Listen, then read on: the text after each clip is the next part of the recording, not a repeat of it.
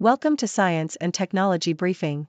The content of the briefing includes ExxonMobil's talks with Pioneer herald new era of shale consolidation.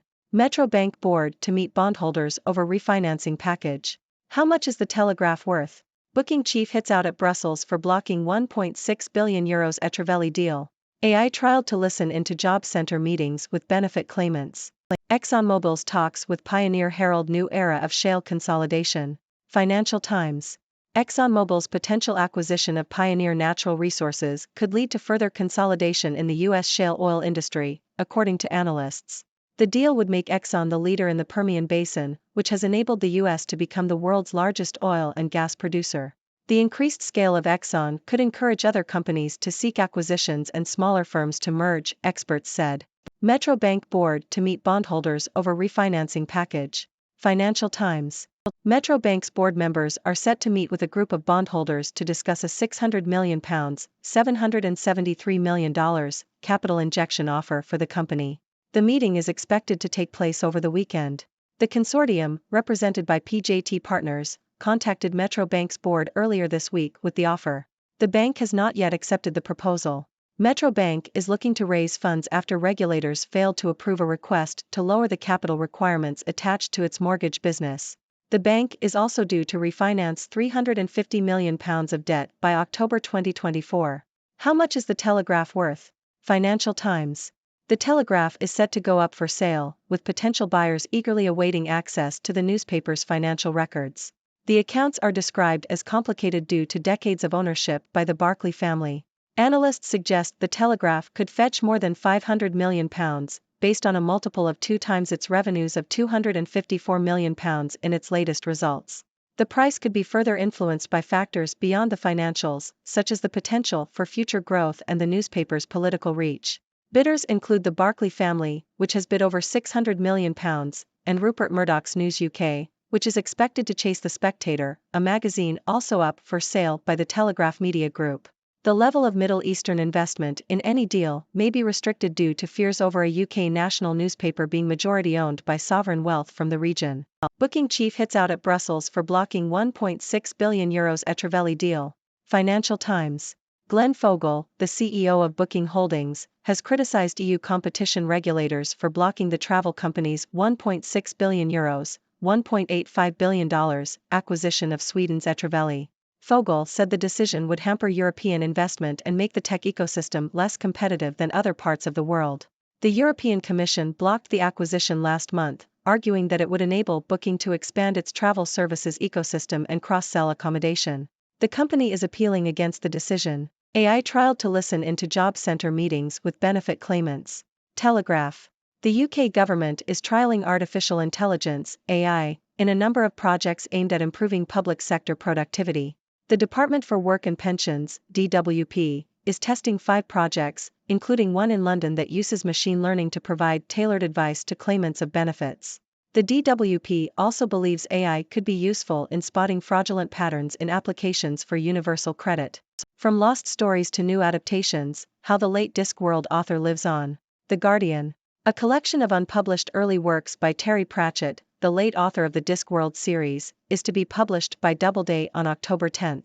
A stroke of the pen will include 14 stories written between 1963 and 1976, most of which have not previously been published. The collection will be illustrated by Mark Beach, who provided the cover art for Pratchett's The Shepherd's Crown. Pratchett's assistant, Rob Wilkins, said that the author would have been livid at the lack of hoverboards, as predicted in Back to the Future. Russia tried to kill my business, but we fought back. Telegraph.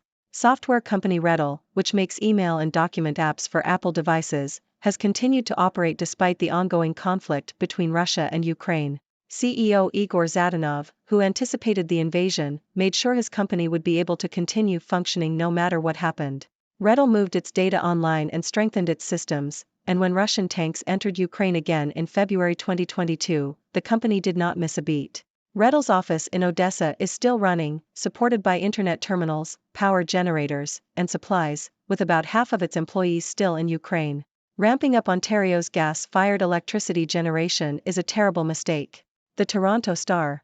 Ontario's reliance on gas-fired electricity generation is causing concerns about climate change, electricity costs, air pollution, and public health, according to an op-ed in the Toronto Star. Ontario Premier Doug Ford has not shown concern about the negative effects of gas-fired generation, which has a greater impact on climate warming than renewable alternatives, and is also more expensive. The piece argues that concerns about climate change, electricity costs, air pollution, and public health should prompt Ford to reconsider Ontario's reliance on gas-fired electricity generation. Ladies and gentlemen, welcome back to another episode of 6 Degrees Briefing with me, Dr. Six. Your one-stop shop for all the latest news and analysis from the 6 Degrees world. I'm here to bring you the most interesting stories from across the globe, and today we have quite the lineup. So let's dive right in. First up, we have news from the energy sector. ExxonMobil's potential acquisition of Pioneer Natural Resources could lead to further consolidation in the U.S. shale oil industry. This deal would make Exxon the leader in the Permian Basin, solidifying its position as the world's largest oil and gas producer. This could inspire other companies to seek acquisitions and smaller firms to merge. It's like a game of Monopoly, but with oil wells instead of hotels. Next, we have Metro Bank's board meeting with bondholders to discuss a capital injection offer.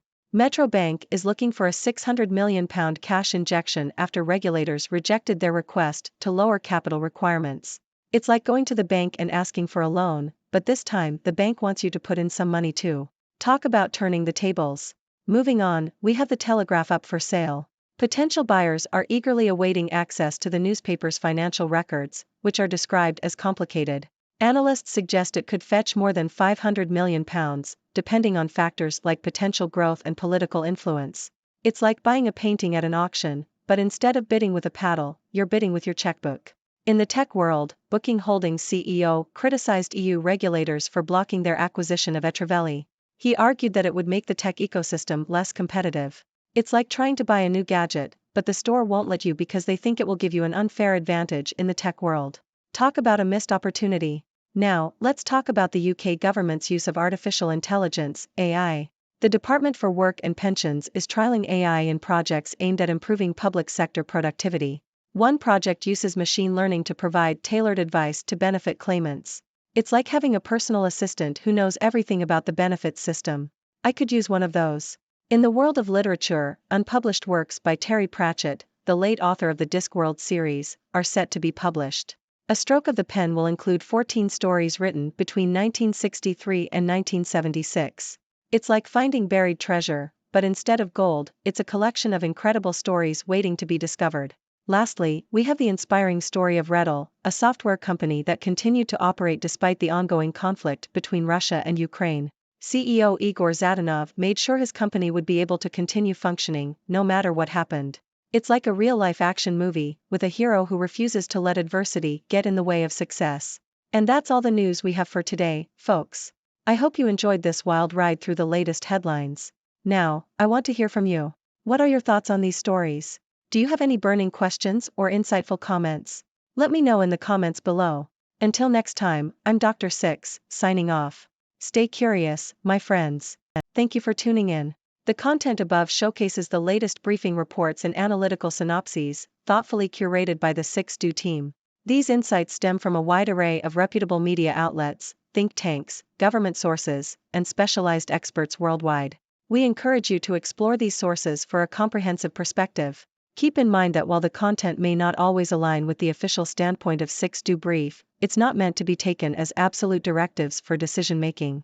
Comprising seasoned media professionals, learned scholars, and accomplished scientists, the 6Do team embodies a trailblazing, fully independent media entity. To customize 6Do Brief to meet your professional needs, you have the option to subscribe to a diverse array of briefings on our website, 6dobrief.com.